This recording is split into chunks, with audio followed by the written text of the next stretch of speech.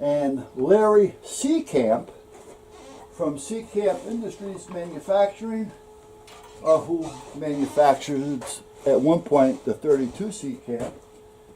I went to Larry, which is in Milford, and I had him donate a 32 Seacamp with a custom serial number on it, and I believe it was 96, NRA 1996. That was the serial number.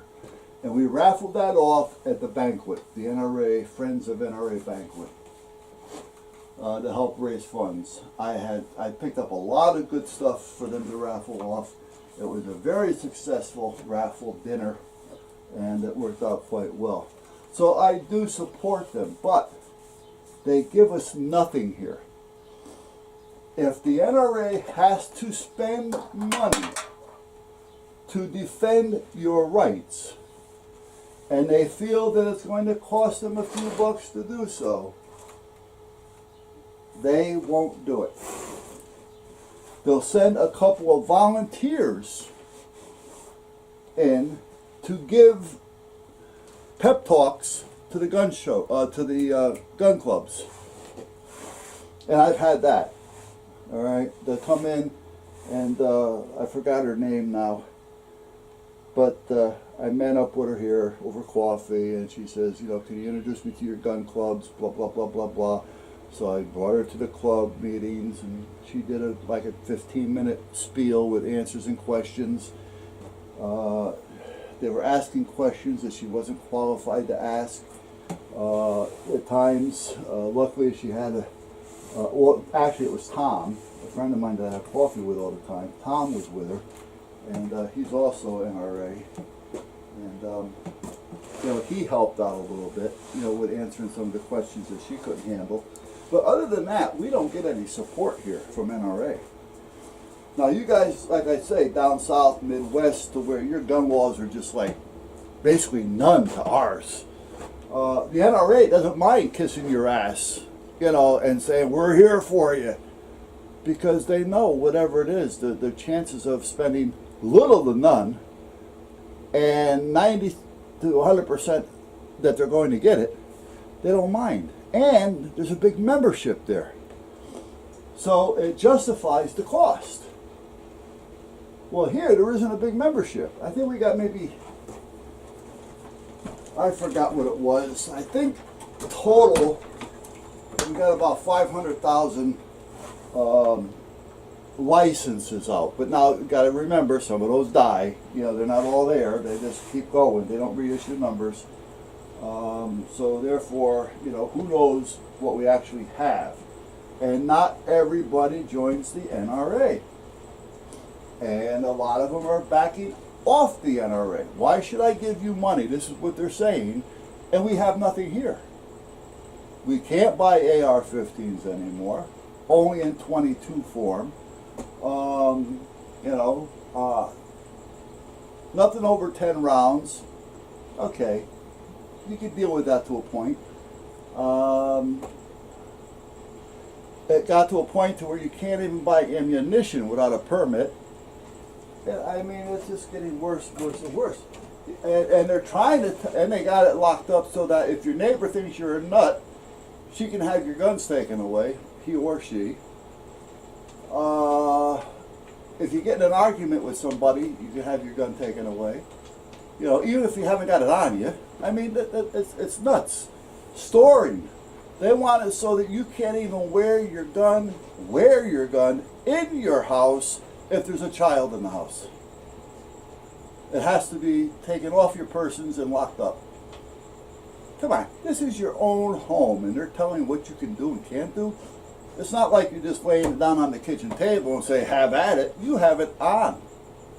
You know? I mean, so this is the way Connecticut is, and you guys think you got it tough. Connecticut, California, and New York. I don't know about the other ones, but those are three of the heavy hitters at this point. And our governor that we no longer have, however we have a duplicate of him, was always hand in hand with California. He was in California more than he was here. And all they did was talk about the gun laws and New York occasionally. So if one had it, you know the other one's going to get it. Because, you know, he figures we got both sides of the country, we're going to work it in from there. So that's just what they were starting to do. But getting back to the NRA supposedly in trouble.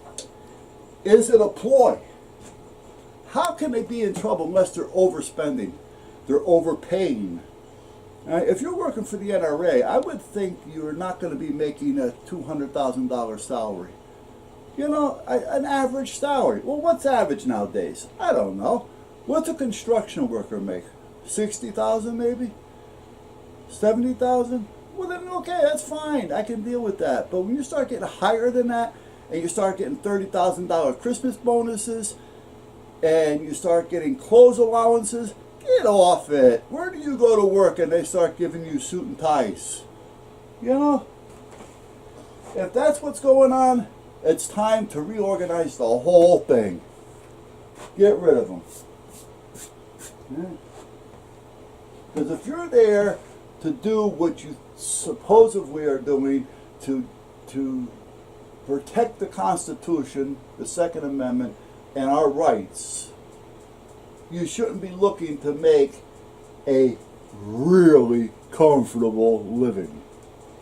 Now, some people's living comfortable are different than others, but you know what? There's a point there. Find the ones that are willing to work for $60,000 a year or $50,000 a year. All right? The ones that are willing to come to work with a shirt on and don't need a $1,500 suit. All right? That's the way I look at it, guys.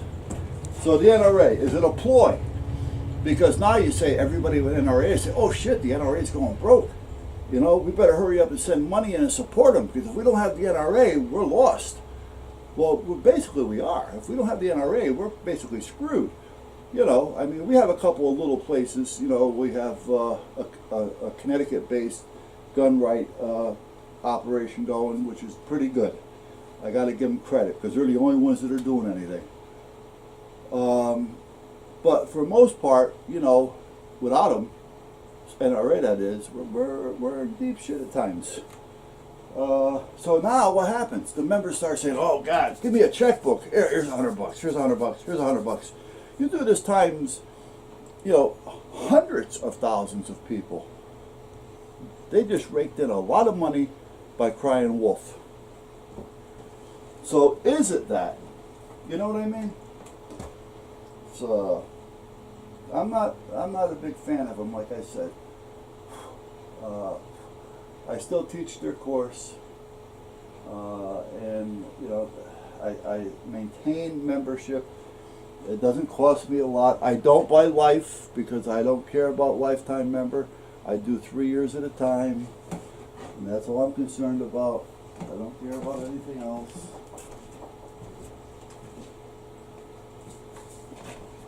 You know, and I'll support them to a point.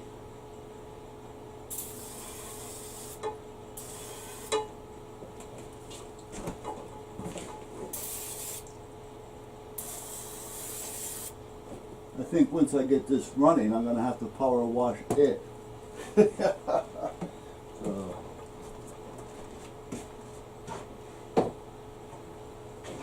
Other than that, guys, you know, we're holding our own out here. There's a lot of firearms. Now, to tell you the truth, it's saving me money because there's a lot of firearms and rifles and such out there that I'd like to buy, and that I would buy if I was able to. The thing is, though, I am not a collector of firearms. I don't collect guns. All right? I'm not looking to fill my safe with guns to say, look what I have. Every firearm I have, I use. I don't use it for training purposes because I have separate firearms for that. You know, my guns versus my training guns are two different things. The only ones that fire my guns are the ones that I'll put it in their hand to fire.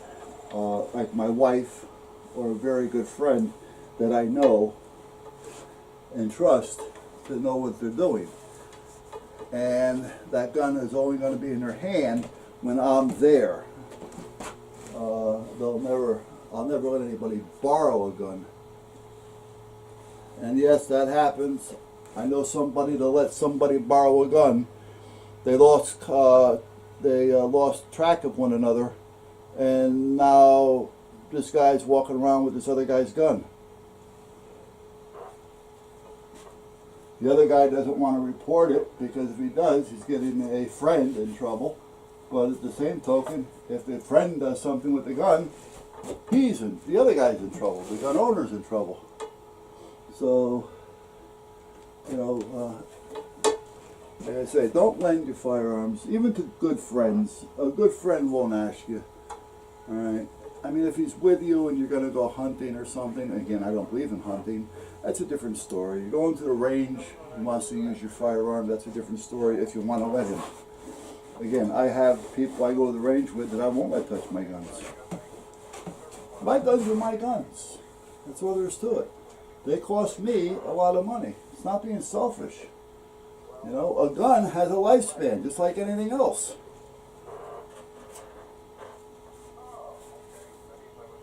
You know, that's like me saying, Jesus, you know, I got to take 10 trips to Florida this year. So can I borrow your car? Because I don't want to put the miles on my car. Let me put the miles on your car. You know, so we're talking 6,000 miles every trip. By the time we get there, we drive around down there, we get back, times 10. So let me put 60,000 miles on your car for you. You know, I'll put gas in it and oil and things, you know. Well, it still has 60,000 miles on it. I don't know if that's a good analogy or not, but you know what I'm talking about. Alright, I don't know if this is going to start or not. Let me turn it around here so I have a clean pull, so I don't run my elbow into something and break something. The gas has been on for some time. I don't know if I have to choke it or not. Let's see what happens.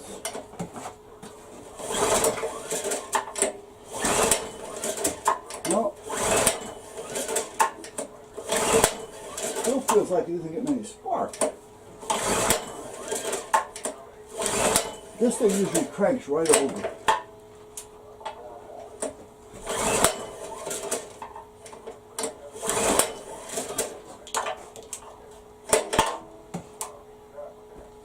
Huh. It could be just totally soaking wet on the coil or something.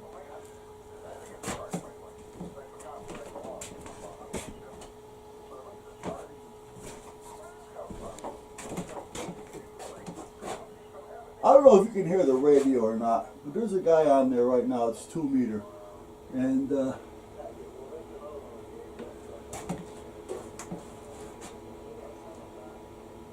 into there, goes down into there. But meanwhile, I'm not going to mention his name. But years ago, he used to be on CB radio. And he had a... what is that gas? It smells like gas. Okay, I bet you I got a carburetor issue here. I should be getting gas on that. Let me put this down here for now. He used to work for a friend of mine that had a shop. I had the store as well. And I used to do all my own repairs, but he used to work for a friend of mine that had a shop. And yeah, he was he's probably about, I don't know, maybe 7 years younger than I, 8 years, 5 years, somewhere around. He's younger than I. Yeah, and he was just one of those punky-ass, little know-it-all technician kids that's basically a butcher. You know, the golden screwdriver. So, the friend of mine actually went out of business. And this kid ended up going to work doing electronic parking meters. And then supposedly he went to school after that. But in the interim, while he was on CB, I had bought a radio that was called the ARF 2001. And this radio was beyond any other CB radio out there. You can't find them nowadays. I think they made one run. These things were phenomenal.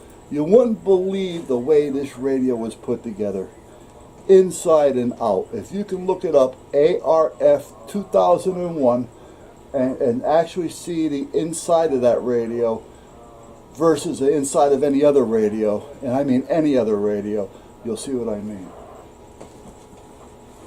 And this radio screamed. Now, CB radio has 4 watts output, legal output, transmit output, and not to exceed 100% of audio.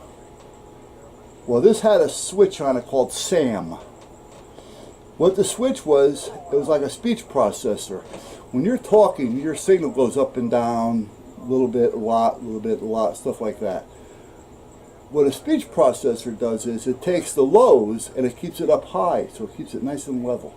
So it almost sounds like you're doubling your audio, so everything starts to sound boof. Well, he was parked on a bridge, air mile wise, about 3 miles from my house. I could have drove there in 5 or 6 minutes, if that. Only because of the lights in the city, traffic and such. And I'm on one channel talking, he's on another channel talking. I don't know if he's on the other channel talking. He's running a Pace at the time. A Pace was the cheapest radio on the market. You can have somebody talking on channel 15 and you're on channel 1 and you're going to hear the whole conversation because the receivers are just lousy. And he's over on this bridge over the water because he wants to start making distance. And as a CBer, you're always looking for the edge. And meanwhile, I'm talking on my ARF 2001. And I hit the SAM switch because I was demonstrating it to one of the guys on the channel that I was on. Next thing I know, this punky ass kid is up on my channel telling me that it's illegal to run an amplifier. I said, I understand that. I said, I'm not running an amplifier. Don't tell me you're not running an amplifier. Oh. Right? He says, you're bleeding all over me. And I'm over on the Thomason Bridge. I said, well, so-and-so. I didn't call him by his name. I called him by his CB handle. I says, you know that we're only about less than 3 air miles away from one another. And there's really not much in between us.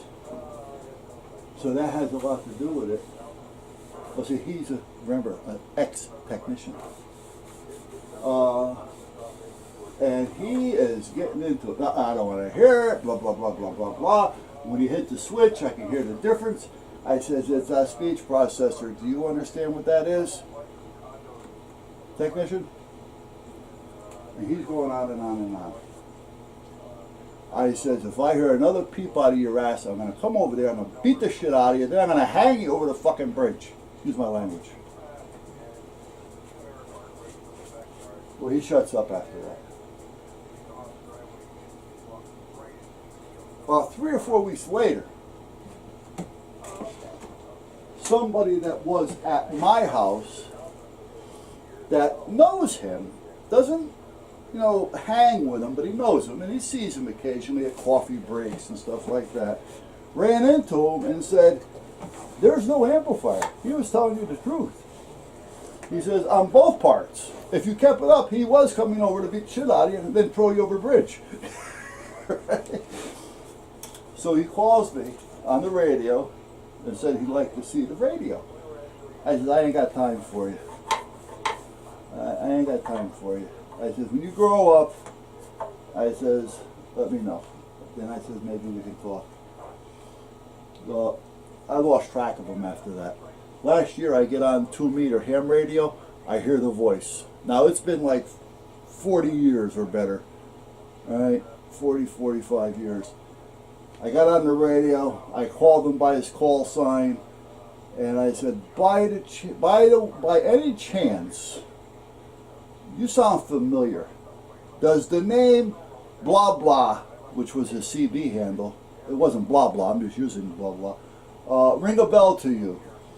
He goes, oh my God, yes, that's taking me back, blah, blah, blah. And it's the same kid. He goes, who are you? I go, I used to have an ARF 2001. Oh, you're the one that was going to throw me over the bridge. Yeah, but you forgot I was going to beat the shit out of you first. Right? So anyway, we're talking now. I mean, I got nothing against the kid. You know, he's growing. He's still a bit of a jerk, but he's not a bad guy. He's talking now. I won't get on to purposely talk to him because I don't care. But if we're talking and he comes in on the conversation, I've got nothing against him. I'd like to think that I have no enemies. You may not always be a friend, but you're not an enemy. You know, and even if I hate you, if you're in trouble, I'm going to help you. That's all there is to it. That's just me. You know, I'll hold a grudge as long as it doesn't reflect any injury or hurt to anybody. So, all right. This isn't going to start right now. I'm going to let it sit here and do its thing. I talked to you guys long enough. I am going to drop a video on you, and I'll be right back.